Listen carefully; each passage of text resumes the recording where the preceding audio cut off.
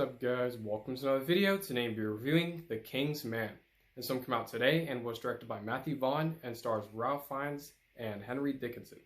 Now before we start, don't forget to hit that like button, subscribe to the post notification bell so you know for every video, and let's just start. So let's get started talking about the good. So all the actors and actors in this film, I thought they're all fantastic.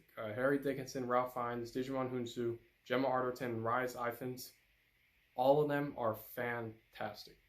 The opening sequence, now I thought the opening sequence was great. It fits the film, fits the tone of the film, and it was very, very thrilling. The cinematography, which of course includes the shots, the cameras, the lighting, fantastic. Matthew Vaughn does a great job behind the camera once again. It looks exactly like Kingsman: The Secret Service and The Golden Circle in terms of cinematography, and it's very, very unique to Matthew Vaughn, and I thought it was fantastic. The score, Henry Jackson's score is once again great. Just like Kingsman: Secret Service and Golden Circle, his score amplifies the film, and there are emotional sequences which I will get into later, but the score during those sequences, as well as the tense sequences and the action sequences, is fantastic. The first act of the film, now I thought the first act of the film was great. It establishes characters well. There's a thrilling action sequence in that first act that is handled very well, and I just thought it was a great overall first act. There are a lot of awesome action sequences in this film, whether you're talking about Rasputin versus the Duke of Oxford and his son, Conrad, or the war sequences. Every single action sequence is unique to Matthew Vaughn, and it's awesome. It fits the film perfectly. The war sequences in particular look very, very well done. There are a lot of tense sequences as well. This is a war film. It is a Kingsman film, but the whole point of the film was based on the World War, and I thought it was great. The war sequences in particular look very, very well done, and they are tense because, you know, people live, people die.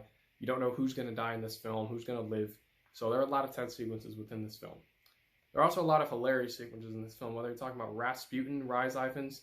He is hilarious in this film. He is in the film for he's in the film for a good portion of it. And he's hilarious. His accent is perfect. So I just thought that there are a lot of hilarious sequences that were handled well. There are a lot of emotional sequences as well. There's obviously the war sequences, which have a lot of emotion to them, and I thought that Matthew Vaughn did a great job with those sequences, making you care about the characters, so that when things happen to them in those emotional sequences, you actually feel bad for the characters. There are great references to the previous films, like Oxford. The Duke of Oxford says Oxford's not brogues for the first time, because this is a prequel, so technically he does say for the first time, and it was great. It was a great line, and it was said perfectly by Ralph Fiennes, and I think it was great.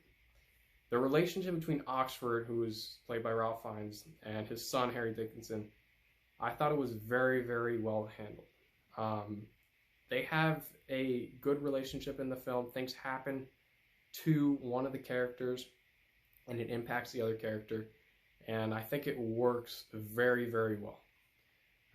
Rasputin, Rhys Ifans. Now, like I said, he is hilarious, and he is an over-the-top villain, but it's awesome. He's in the film for quite a bit, and every single time he's on screen, he's entertaining, he's creepy, he's funny. And I thought Rhys Ifans did a great job playing Rasputin.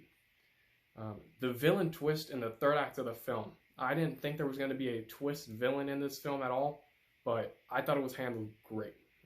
I did not see it coming because it did show that character in some portions of the film. And he was a, I guess, major and minor character because he wasn't shown that much in the film.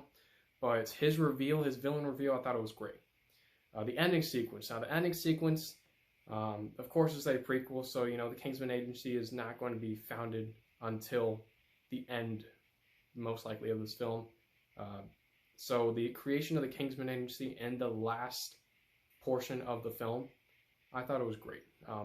It's a great continuation to the other two Kingsman films. So the ending sequence, I thought it was great. That's all the good that I have. Now let's move on to the bad. So the only bad thing I'd have to say about this film is that there are a few sequences that are a bit slow, especially in that second act. It doesn't pick up as quickly as the first and the third act did. But other than that, I had a great time with this film. The Kingsman is a fantastic prequel. It exceeded my expectations and I highly recommend it, and I'm going to give The Kingsman an A-. Thanks for watching. Don't forget to hit that like button, subscribe to the post notification bell so you can know for a free video. I'm Peter. Thank you for watching.